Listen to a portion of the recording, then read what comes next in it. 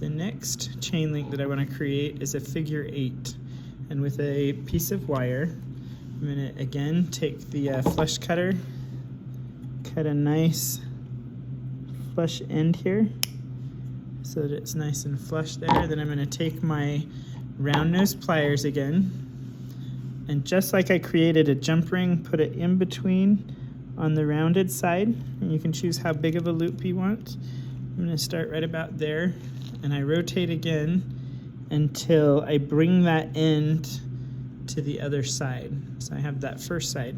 Then I'm going to take again and create the figure 8 by just pinching just next to the jump ring there, and I'm going to push the wire around to the other side until it's overlapping, which creates that figure 8.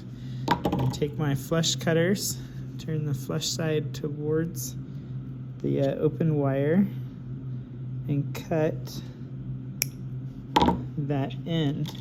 So now that creates a figure 8, and I just want to use my round nose pliers to bring that back here so that it's touching the other side on both sides. And then to keep it from being a little wonky, take the flat heads, slide that in there, and just kind of press down on it to make it even on both sides.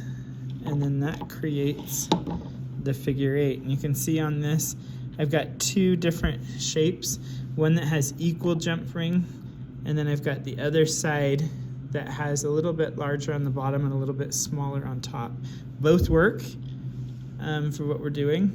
So there's the figure 8.